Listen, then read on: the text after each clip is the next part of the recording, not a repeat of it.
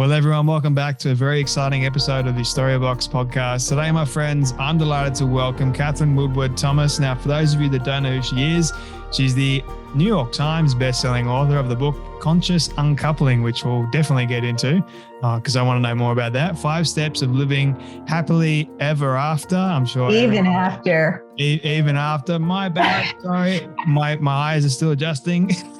No, that's a poor excuse. Sorry. She's the New York Times bestselling author of Conscious Uncoupling, 5 Steps to Living Happily Even After, which was nominated for a Books for a Better Life award and the national bestseller as well, calling in the 7 weeks to attract the love of your life, which I think is also very interesting too, which we'll definitely dive into. She is also a licensed marriage and family therapist and teacher to thousands from all corners of the world in their virtual and in-person learning communities too. And she's spoken with Maria Shriver along with Marianne Williamson, who is an alumni of the Storybox too. Katherine, can I welcome you so much to the Storybox podcast today? Oh, thank you so much. Lovely to be here. Apologies for butchering your book. It's a tender thing. First of all, about a third of the people do that. And I forget to say that because it's an unusual play on words. Instead of happily ever after, it's happily even after. So it's kind of clever, but you're not alone. And forgive me for stepping on your toes. So no, I just let it go. But I'm so comfortable with you already. I'm just transparent. I appreciate you being transparent and for correcting me because I want you, it's your work and I butchered it. So I feel bad for butchering it. So thank you for correcting me on that front. And would you believe that I actually did practice before doing it? But I think in the moment, my brain just, and my eyes. Practiced. But, Thank you. That's so sweet. That's so sweet. Thank you. A lot of fun, but it's so good to have you here, Katherine. Cannot wait to dive further into your story. Before we do that, my very first question for you is, what does success look like for you? Oh, that's a great question. I think we're all redefining success right now, really. We've been inside a very narrow perspective of success being, very top heavy with fiscal goals. And I think that at this point in our collective journey, it's becoming very clear that it's insufficient to simply be ambitious for ourselves alone, that we need to actually start to be ambitious for the human race. So that's how I am redefining success, is to be a great team player, a motivator, a way shower, someone who generates hope, who generates the love that's missing, the relatedness that's missing, the healing that is missing. And to me, that's the game we're all inside of right now. You mentioned all these wonderful things just a moment ago. What does that look like on a daily basis in terms of your practices? Yeah, beautiful. Well, I've been working a lot with a system that I'm developing called the Future Self System.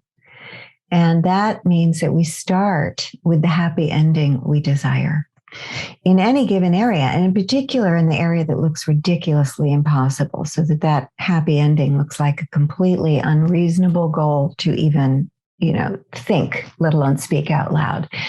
So, on a practical level, some of us struggle in relationship and love.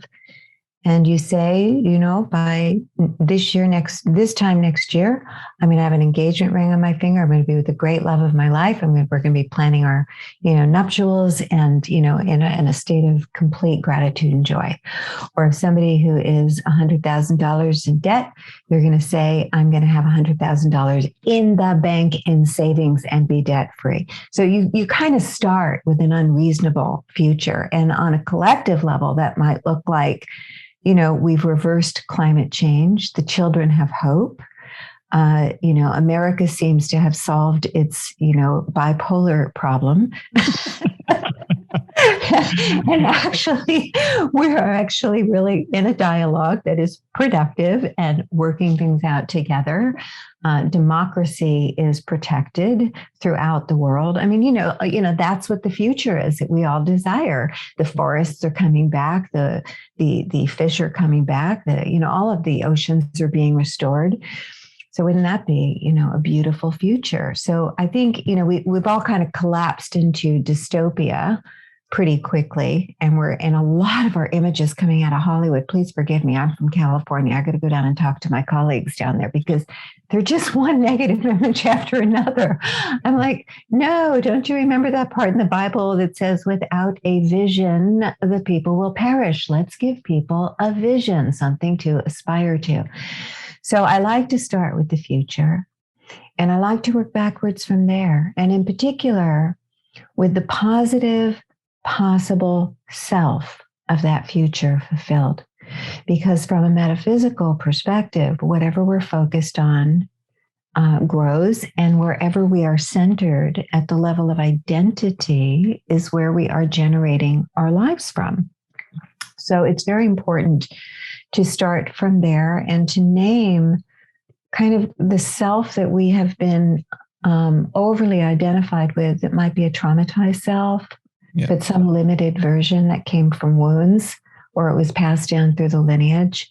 And to wake up to what's really true. And I say wake up like you feel it in your body, like, oh, I am more than good enough, or, oh, I didn't come here to be alone. I came here to love and be loved. And I have the power to create that, right? So that's a somatic waking up. And then it's to look at how we've been responsible for generating the old story and how we show up habitually, covertly, unconsciously, and to deliberately take on this path of development. So what does it look like on a daily basis? It looks like you start on your meditation cushion.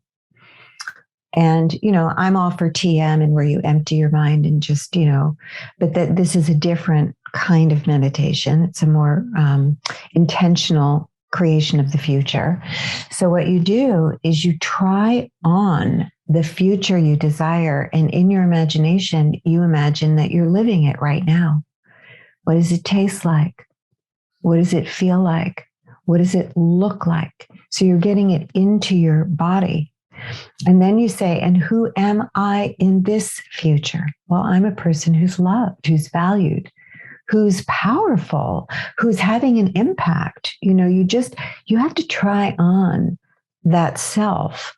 And then you say to the universe, because you're taking on an intentionality to generate something that you have no idea how you're going to get there. If you want to build a house, you can probably make plans and figure out how many bricks you're going to need. But if you're a person who's always struggled in relationship and you say, well, I want true love, you can't run out and just make that happen. Yeah. So you're finding your way to a future that you have no idea how to get to. How do we, heal the divide in America? How do we deal racism in a way that gives us the access to being a post-racist society? Yeah. We don't even need to be anti-racist anymore because we're in a post-racist age.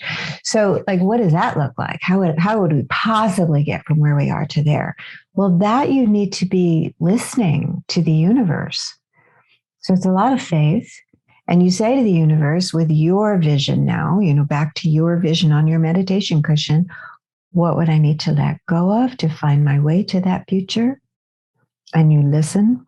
And usually the answers kind of come when you ask a question. You just kind of know. It doesn't have to be a big burning bush experience. It can just be a simple, quiet whisper in your solar plexus. Well, you got to give up that guy that you're seeing who's really toxic for you. We know things that we're supposed to be letting go of. And then the next question, how will I need to grow in order to find my way to that future? And the final question, what is my next step? All of us want good things. All of us hope for good things. But the difference between wanting something and intending something is that when you intend it, you become responsible for showing up in a way that co-creates that possible future. Right. So we're not running out to try and make these things happen as much as we're leaning in to become who we would need to be in order for that future to manifest and to sustain it. And that's a growth trajectory. So that's my daily practice. I love that daily practice, everything you just mentioned there. And I think, is there anything that is any future unrealistic to think? Or is all futures that we think about actually realistic and possible to achieve? Like if you think at the moment, for example, I'm not in a relationship, I'm single. So I want to speak to people that are single alongside of me. Is it unrealistic of me to put a time limit on me being in a relationship? Because what if that time limit doesn't come to be, even though I do have the faith, the workings, everything, and I believe it's going to happen. But if that timing, if that future doesn't actually work out, is it unrealistic of me to think that in the first place? I think it's a brilliant question, and I really appreciate it. I do encourage people to put time limits on things only because it puts urgency in the space and it puts us into action. So, for example, you can feel the difference somatically between saying, one day I'm going to run a marathon as I'm, downing a beer and chomping on chips, right? One day I'm going to do that one day. That's going to happen one day. Versus in 6 months from now, I'm going to be running a marathon. It's like, oh, shoot. I got to I'm throwing the chips out. Beer's going down the drain. I'm getting out water and I'm, hitting the pavement tomorrow. So it puts you into a sense of urgency in terms of the transformation you need to engage immediately. So the date is not to try and force the universe, because who knows, maybe your perfect person is just in the midst of a divorce and the timing isn't right for her. But the game is then becoming who you would need to be to have that happen. And I find that, once you start to get into integrity with that future, now there's things to give up. I mean, that's what Calling in the One is all about. Mm-hmm. There's a lot to give up because there's parts of us that actually don't really want relationship. And, if you turn towards them and say, what's going on, you find out that in many ways it makes a lot of sense. Well, I have a history of giving my power away and I have my mission here. And I think, if I'm in relationship and I give my power away, I might not, do what I came here to do. That's very common for people to feel that way. So what I say is, well, let's put down the wall and let's look at the development then. How about learning good boundaries? Mm. And then you say, oh, okay, that's where I need to grow in order for 1 year from now to be in a relationship. I better have some good boundaries. So let me call my sister and say no to what I just said yes to, because it doesn't work for me, really. I was just people pleasing or, being codependent or whatever. So it puts you into motion pretty quickly. Now, what happens if you don't? By that time, you would have gained so much by being in integrity with that possible future. And so many things would have shifted in your life because of it. It's like if I say the marathon in 6 months and then I don't make that particular marathon, well, I've lost 12 pounds and I feel great because, I can run 3 miles and I never did that before in my life. So I'm not really going to complain, but I might say, okay, I didn't make it this time, but I'll make it next year. So by next year, I'm going to do that.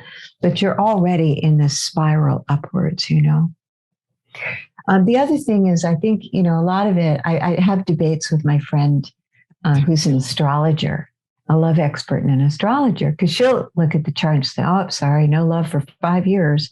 Like there's a period there. Ouch. Right? I know. Ouch is right. Really.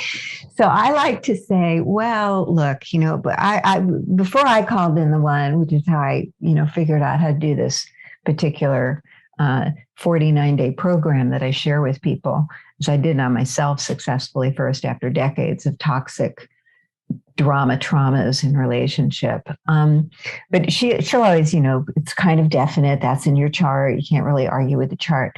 But I always tell her, look, I had astrologers, I had numerologists telling me, sorry, you're never going to get married in this lifetime. It's not going to happen for you. You're not supposed to be a mother. And I was just crushed. Right. And we believe these things because it's kind of a science and we, some things happen in the charts or the people, they've got the hand. It's not like they're not good, worthy sciences to pay attention to. Yeah. But I like to say, look, if I came in as a soul and my chart was a particular way, and I said, oh, I'm going to choose that chart because I don't want relationship. I'm going to go for mission. But then I get to the planet and I say, I didn't actually realize that this was going to be so lonely or so hard. And I actually need the support of somebody to me realize my mission. I'm changing my mind. I'm changing the game, God. Universe, pay attention. I'm planting my stake in the ground. This is the future I'm standing for now. I know I chose that before because there's nothing more sacred about you before you incarnated than you right now. And I think we're all kind of asleep to how much power we have to influence what happens or does not happen. But it starts with commitment, intention, and commitment, and then a kind of a co-creative partnership. It's almost like, we know this for artists. Elizabeth Gilbert wrote that great book, Big Magic, and she's talking about listening for what's wanting to come through you. It's the same for all of us with our lives. It's not just, the canvas or the typewriter, for lack of a better word, because I lived in the days of typewriters. You wouldn't know what the typewriter is, I'm sure. I love typewriters. Okay, you love typewriters. That's They're okay. iconic. There you go. So, but it's not just like the art, the novel, it's your life. It's your life. What's wanting to come through you as a social artist, as a social being, as someone who chose to be born at this particular time on the planet. I think we all feel called right now. Yeah.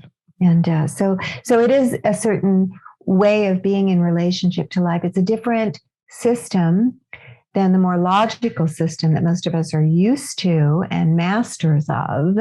What's your goal? What do you have to do to reach that goal? I love goals, but goals are really only good when you can really see a predictable future. So the answer to your question is, go for the gold in the areas that you can't possibly see how that could happen. And it will force you into a more of a co-creative partnership with the universe. Yeah. Because you can't figure it out with your mind. You have to go with your instinct. It's a massive perspective shift for a lot of people to actually listen to that, even for myself, because even though you're striving for something that you do really want, you are attaining all these things that you really need, even though you might not necessarily want them in that moment. Like you're heading towards the main goal.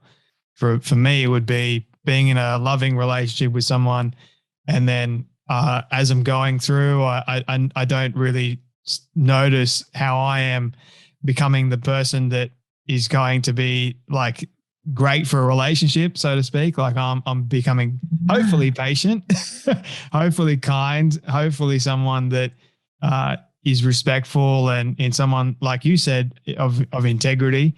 And I'm learning that as the process goes along. But I think what we are so good at doing, and I'm including myself in here, Katherine, is we become impatient and we start blaming ourselves. And then when someone comes along and tells us otherwise, like, hey, you're not meant to have love, you're not meant to do this, this, and this, we believe it straight away, which then complicates things even more. And it just makes us feel more miserable and we get stuck as a result. So yeah. That's from my personal experience. Yeah. Well, I had one woman who started a class with me. This is when we used to do classes in person. We'd have like 30 people gather in a room to do Calling in the One together over a period of a few weeks. And she came the first night in class and she was really discouraged as we're going around the room because she had just been to see her psychic, who she had known for years. He'd been her guy. And he said to her, sorry to tell you, but there's no love in your future. You're going to be single forever. And, you just need to adjust to that. So she was crushed and she came in like just, shoulders hunched over. And, but she did the Calling in the One process anyway. She started to do the work. She set an intention. She started to see what her pattern was. She started to ask herself, how am I the source of the pattern? But outside of blame and shame, because blame and shame stunts development. The moment we make ourselves wrong, we get stuck. So, it's like objectively, what are the choices I'm making? How do I show up in a way that might be off-putting? What are the parts of me that doesn't really want relationship? All that kind of inquiry. And she's doing this. And a few weeks later, she went back to her psychic for some other thing around the issue with her business or something. And he did her spread and he gasped and he said, "What did you do? You just changed your whole future. Let me tell you about your husband." Wow. Isn't that great? So we have influence. We have power. And we kind of forget that. Most of us are a little passive in relationship to our lives. We're kind of waiting to see how it's all going to turn out. Yeah. And I appreciate psychics, intuitives who can kind of read the field, but they're just looking at the probabilities that are present and the karma being all the collective choices. There is collective karma. That's what we're experiencing right now. I don't believe that all of us are responsible for every single thing that happens to us. Certainly all the victims of, school shootings, the parents who are heartbroken, they didn't do anything to create that. It's the collective karma in America right now. So people are being hurt that had nothing to do with those decisions. Yeah. Nothing to do with those actions, because we all belong to each other. And, even though we like to think of ourselves as completely autonomous and independent, we're not actually. We're very relational. So I understand that there are things that are already in motion. And I do understand that that's what's feeding the dystopian visions of the future. But I do have a message that we have much more power than we give ourselves credit for. And it begins with the willingness to say, what are the possibilities of a positive future? And in any area, even if you're feeling it's only 3%, hey, stick your foot in the door of that opening. That's the one that's worthy of your attention. And to begin to cultivate who you would need to be for that future to happen. This is us as deliberate creators of the future. So everyone can have the one for their life at some point. Is that right? I think that we can all have what we are really willing to stand for. And, and I'm also realistic. And if you were born with cerebral palsy and you say, I want to run a marathon, you're probably going to need a special wheelchair to do that. Yeah. Right? So there are limitations to the physical realm. But most of us are way overly identified with the limitations, and we're collapsed into that center. And one of the reasons, I'll tell you why. First of all, the way that we're doing our own inner development work, and now I'm putting on my psychotherapist hat, but the way that we're doing it, where we're only looking backwards, at some point, we have to be aware that we don't want to get in danger of spending too much time on my mother, my father, my older brother, my crazy Uncle Joe, or whatever, or my teacher, and this happened. So we have to do the trauma recovery work. And you don't want to spend so much time back there that you solidify the self that you created in response to the trauma. So for example, if your mother was a narcissist, if you only look at that, the invisibility that you felt, the not good enoughness that you grew up in, it's hard to overcome that by looking backwards alone. You have to look into the future. I'm a person on stage who's being received. My message is delivered. I'm visible in the world. And I only relate to people. I only have people in my inner circle where there's mutuality and I see them and they see me.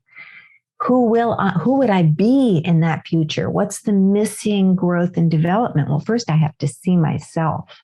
Yeah. Because when my mother didn't acknowledge my feelings, I never learned what they were either. So I'm really good at seeing other people, but I don't even remember to check in with myself. What are you feeling, Katherine? Yeah. Right. So there's development in that journey. So the reason why we have so much resignation is because we're overly identified with the self we created in response to trauma. And we think that's who we are, but it's not who we are. It's the traumatized self. And so I look to wake people up to the true self, The second reason, Jay, that we are really resigned is because we feel very victimized and powerless against most of what happens to us and the patterns that we struggle with. Even those of us who've done a lot of work on ourselves, we still feel kind of victimized, like, oh, now I have love avoidance, or now I have anxious attachment because, my mother or my father, and he cheated, and she, was depressed, or whatever it is, in and out. Now I'm kind of stuck with this. So we feel very victimized by our own consciousness and how we internalize the imprints. Inside of that, we're not seeing how it's happening through us, right? So in the invisibility, how is invisibility happening through us? Well, it's very simple. I have my first attention on the other person, and I have an assumption they wouldn't care about my feelings and needs, so I never presence them, and I don't give the other person a chance to actually demonstrate that they would care about my feelings and needs. Or I skip over the red flags that when I do express my feelings and needs early on in the relationship, that the other person dismisses them, steps over them, ignores them. It's all about them, and I just somehow choose that person anyway, right? So this is myself as the source, and I've got to see it clearly in order to make a promise to myself to stop showing up like that and to have the courage to speak up, to speak out, to presence myself, to grow myself in a different direction. We can outgrow any of these patterns, but we have to see specifically how we're the source of them. So once you understand even one way you're the source of your patterns, you start to go, oh, wow, I do have access to power. I can actually change some of these things. You can change from a victim mindset to a victor's mindset. Yes. It's amazing when that happens. It's like this massive light bulb, this old light bulb has burst and a new one has been put in its place. I say that happened to me towards the end of 2019. And if I'm being honest, it kind of still happens because I have these old patterns that sort of try and weave their way into my life, these triggers that try and stop me from going on the path forward. They try and keep me back. So I'm like, no. I have the power to move forward. And here's why, because I'm living proof of it. Like I've done it so many times. So what's to stop me from this time? And I know trauma can be a nasty thing for a lot of people, pain, hurts, you name it, but you do have the power. You've been given the power. Don't let the trauma take away it from you. Beautiful. Can I give you a trick that I learned from Stephen Gilligan, the wonderful founder of self-relations therapy? When you're triggered and you're conscious like you are, you're triggered, you want to go backwards. Yeah. You're going to stop yourself. The best thing to do is to take a deep breath and notice where it is in your body. Right? Because usually it's going to be your solar plexus. It might be your heart. Some people, they say it's their throat. Their throat is closed. I always tell people go to the lowest part in your body because it might be multiple places. Put your hand there and say, what's the I am? What's the assumption that I'm inside of right now? Because that's the collapse. Oh, see, I'm not good enough. Yeah. Oh, see, I'm not safe. Oh my gosh, I'm not wanted again. So see if you can name it. You might name it as a belief about others, like I'm invisible and no one cares about me. So see if you can name it. And then this is the key question. How old are you? How old are you, sweetheart? Right. And then you're connected with your younger traumatized self. Yeah. And you've got your adult self there because you're talking to yourself. That's the witness. You're witnessing what you're going through. So you send yourself love, that little girl, little boy. You say, sweetheart, you're more than good enough. Or I'm right here. I've got your back. Or yes, this is a disappointment, but it doesn't mean that you'll never have love. Right. So you can talk as a rational adult, but you're talking to the younger self. and you're mentoring that younger you. And then you can proceed moving forward, making choices, taking actions from the part of you that has resources and perspective and power. How did you discover, what's the story behind you discovering calling in the one?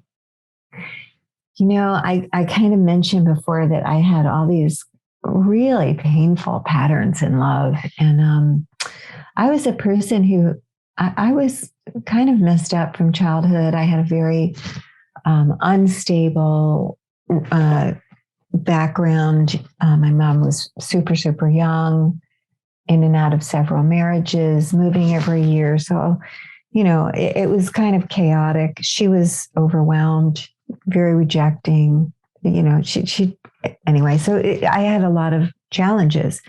And I also come from a lineage of alcoholics. And so, I mean, I was one of those at-risk kids. I was smoking by the time I was 10, sleeping around by the age of 14. I'd clip classes. I'd go to the bar and drink with all the drunks when I was 14 in the afternoon. I was really out of control. But I was fortunate that I had a spiritual experience that let me know that there was some kind of higher power, and that I wasn't supposed to hurt myself or, you know, do really self-destructive things. So I was kind of screwed up, but I also had a spiritual awakening and a hunger. So both were happening at the same time.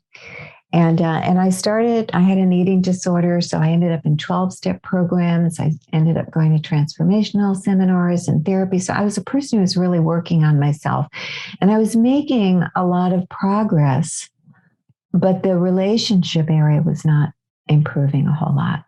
And I had a particular pattern of just unavailable people, impossible loves. That was my thing. So, you know, married people had a thing for me. Gay men who wanted to explore had a thing for me. You know, it's just like, very versatile. It's very versatile. It was just like, you know, one impossible thing. I worked down on Skid Row with homeless parolees for a while. So men who were getting out of prison had a thing for me. I mean, it was just, you know, who were homeless. It was like nobody decent who'd like actually be like the right person to partner with, right? And so most of the time, truthfully, I was alone for years at a time. And when I did get involved with someone, it was always pretty painful and a trauma. And I felt kind of sorry for myself and confused about it. I mean, I was working on myself so much that that's when I became a psychotherapist. So then I'm helping other people have good relationships, but my relationships are not working. So it wasn't until I was really in my early 40s that I discovered the power of setting an unreasonable intention. And I was doing it with a group of people. There were about 6 of us in the group, and people were just really listening to each other's intentions with heart and holding each other and, you know, just wishing each other well and being accountability partners. So one person doubled their income, another person bought their first house. Like these things were happening. And I was on the tail end of yet another disastrous love affair. And I called a friend from this group and I said, I am going to set a really unreasonable intention that I'm going to be engaged by my 42nd birthday. Now, I hadn't been engaged since I was like 19, and that was, you know, ridiculous because I wasn't already, and the whole thing blew up. But I'd been trying to get engaged ever since, and really wanted a family. And she said something that really changed the game for me, because that's when she said, Katherine, I'm going to hold that intention with you and for you if you give me permission to hold you accountable for being the woman you would need to be in order for that to be so in just 8 months, because it was only 8 months away. And that was beautiful, because instead of running out like a crazy person, just trying to find someone, it really put me into this deepening, like, okay, how am I the source of this? How do I need to change?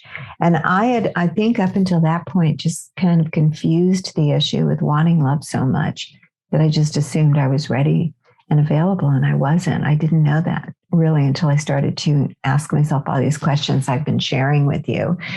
the biggest transformation for me, and this is where I discovered that practice I shared with you, and that's how I'd start. And some days I'd get up, what's my next step? Oh, clean out your drawers so there's space for him when he arrives, or, declutter your apartment. But sometimes it was much deeper. What are the old agreements? Who do you have a promise to that you're, it's kind of floating around in the background? And I had a promise to a man I hadn't seen in 20 years that, one day we'd be together again. And he was already married, but I dreamt about him. It was like still incomplete. So completing those things. But the biggest transformation was this chronic experience of my own belief at the level of identity that I was all alone in this world, that no one would ever really be there for me. And when I really got that, and I could feel that it was such a younger version of me. I mean, I think it was even pre-verbal. So I'd never really quite named it before because it actually happened outside of language. But this assumption that no one would ever be there for me, well, that was, the motivation for getting entangled with people who actually wouldn't be there for me, because it wasn't even on my criteria that somebody would be there for me, right? Because beliefs don't live as assumptions. They live as facts. Like, this is, God made the mountain, God made the sun. This is how God made me. So we just act out of it. So once I saw it and identified it, I really asked myself, what's really true about you and this idea that you came here to be alone and that no one would ever be there? And what I got was, I didn't come here to be alone. I came here to love and be loved. And I have the power to learn how to have good relationships, even though I didn't see it modeled, even though I've never had that.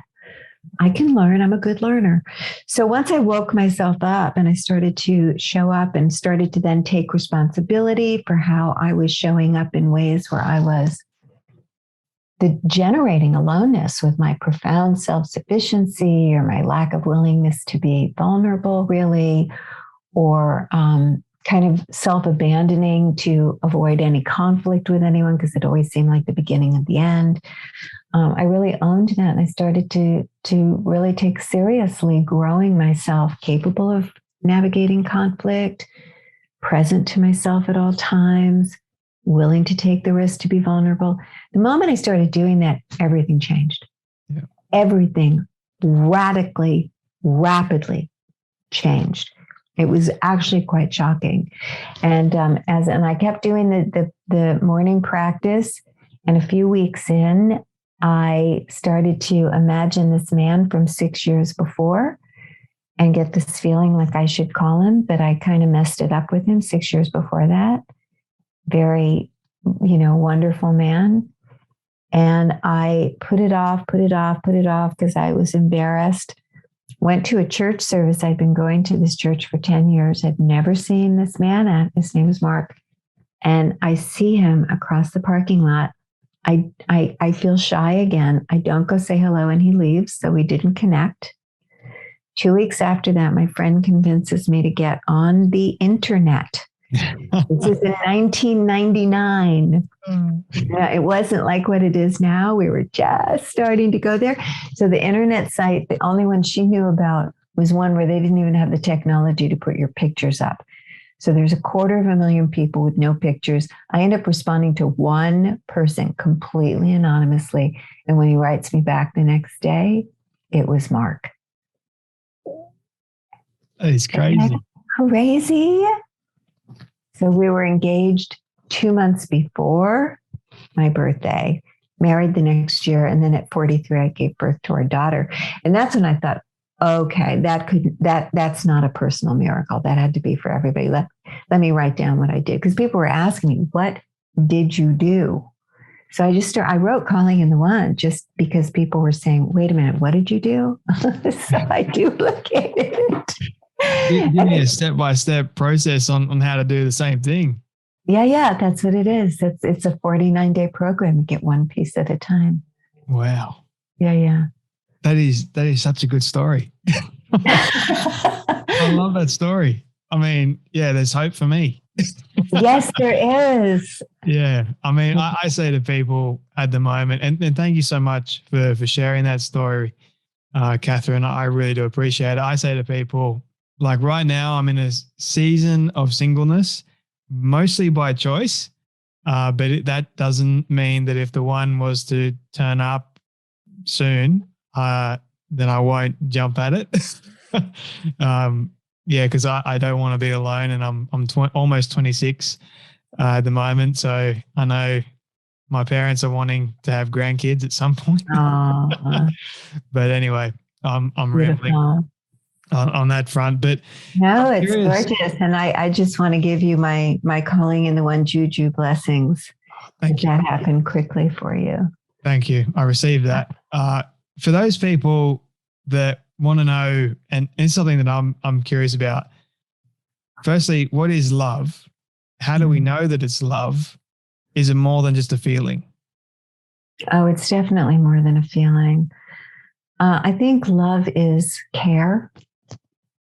Love is not a feeling. And actually, that was a really big distinction for me when I was dating, way back when. I remember when I was dating narcissistic people, and they'd say, "But I love you." And then they'd go and just completely ignore my feelings and needs and do what they wanted. And it was so confusing to me. And that's when I realized, oh, your internal feelings of love is not what love is. That love is actually about extending ourselves for the well-being of others. That's love. So there's an action component. I always say attention is the currency of love. Yeah. Our attention. And that's a big deal right now because we're all in our phones and our lives are so full and busy. It's hard to give each other attention. It's a discipline right now. Yeah. Yeah. So I think it's important to cultivate the qualities of love. One of the things to do for those who've had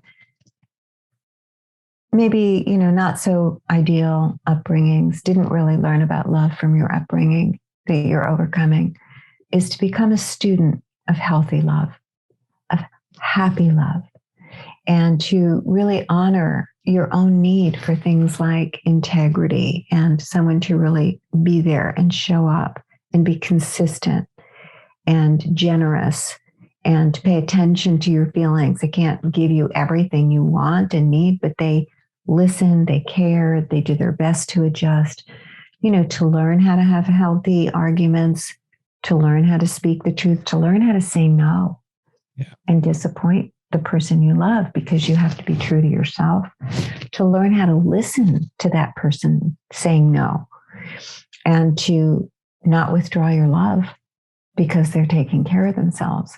All of these things are what is really required. So for most of us, it's a growth journey.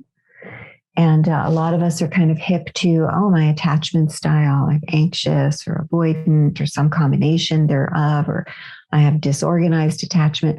But all that is what we call missing development. There's certain things you need to learn, certain skills you didn't get. So you want to get busy growing yourself in that direction so that when love comes, you're ready. Because all relationships are a spectrum of possibilities. It's not just about meeting the right person. It's about being the right person when you meet the right person so that you can actually create the right relationship with them. Yeah. Yeah. Why do some couples fall out of love with each other? Is it because they've stopped caring? They've stopped doing all those necessary things that require us to be in love? I think people get disappointed and don't have ways of processing the disappointment with each other. I think that sometimes what people do in relationship is create a kind of pseudo safety. So instead of authentic engagement where you keep turning towards each other and really engaging in service to finding the truth and finding the true path for each other, you kind of shut things down, you turn away from your knowing, you don't ask the questions you need the answer to, and that deadens the field. And then you have like a pseudo relationship. Or if you're not developed enough to hold on to your own sense of self and you give too much of yourself away, you're kind of a shell of a person. Yeah. And you might feel like, I can't even take care of myself in this relationship. I have to leave in order to be okay and take care of myself. So all of these things, are what drives us to break up prematurely with people.